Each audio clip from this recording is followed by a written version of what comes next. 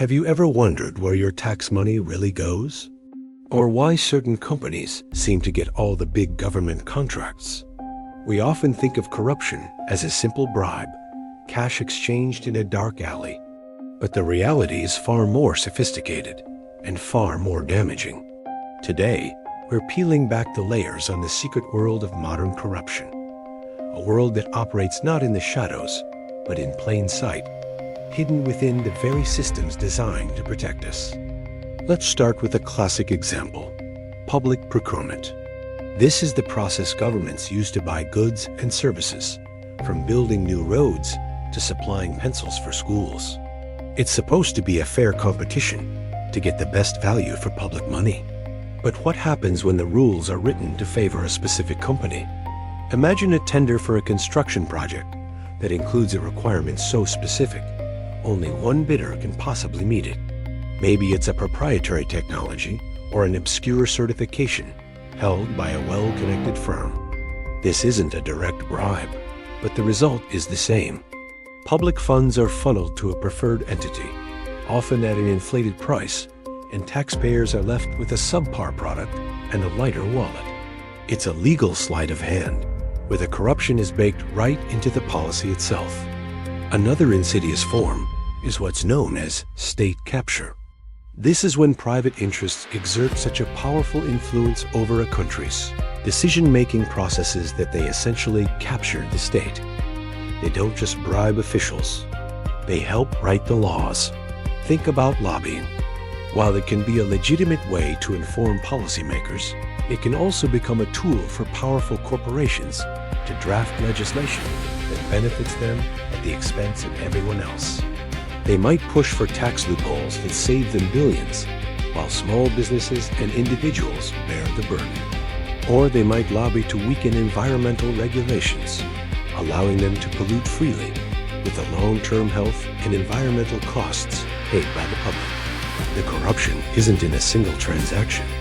It's woven into the very fabric of governance. This hidden corruption has devastating real-world consequences.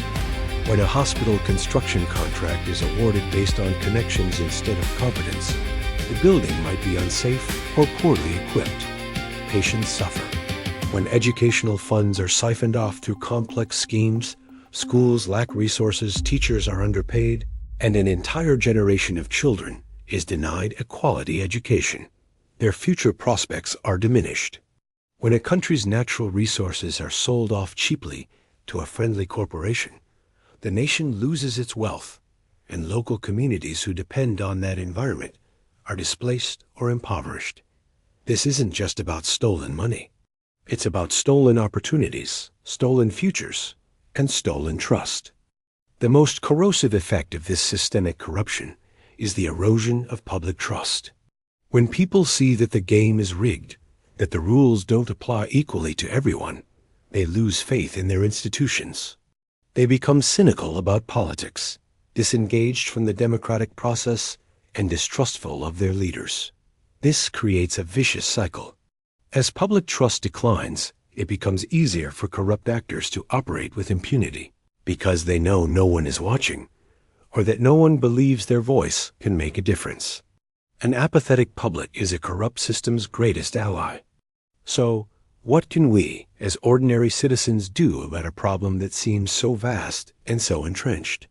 The first and most powerful step is awareness. Understanding how these sophisticated forms of corruption work is crucial. We need to look beyond the headlines about petty bribes and start asking tougher questions. Why was this law passed? Who benefits from this policy? Why is this company always winning the bids? This is where investigative journalism and civil society organizations play a vital role. They are the watchdogs who dig deep, connect the dots, and expose these hidden networks. Supporting their work, whether by reading their reports, sharing their findings, or donating if you can, is a direct blow against corruption. Next, we must demand transparency. Government dealings, especially those involving public money, should be open to public scrutiny. We need to advocate for laws that require full disclosure of government contracts, transparent lobbying registries, and strong asset declaration requirements for public officials. When decisions are made in the open, it's much harder for corrupt deals to be struck in the dark. Technology can be a powerful tool here. Online platforms that track public spending or digitize government services can reduce opportunities for graft and make information accessible to everyone. We also have power in our daily choices. We can choose to support businesses that operate ethically and transparently. We can refuse to participate in even small-scale corruption, like paying a small bribe to speed up a service. This helps build a culture of integrity from the ground up.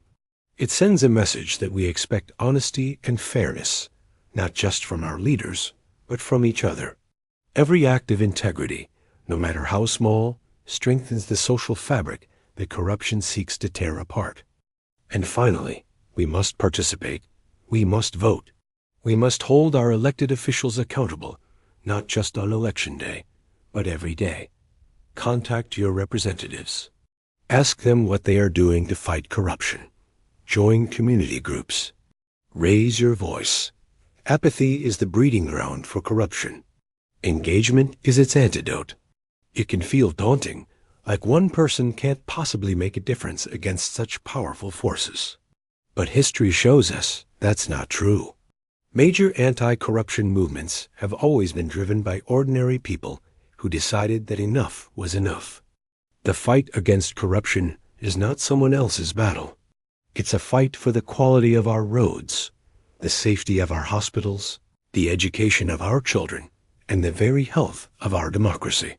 It's about creating a society where success is determined by hard work and innovation, not by connections and backroom deals.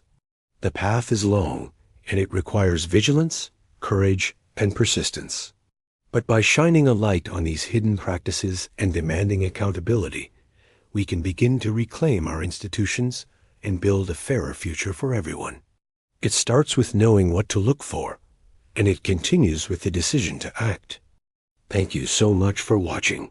If you found this video informative, please give it a like and share it to help spread awareness. And don't forget to subscribe and hit the notification bell so you don't miss our future deep dives. What are your thoughts on this?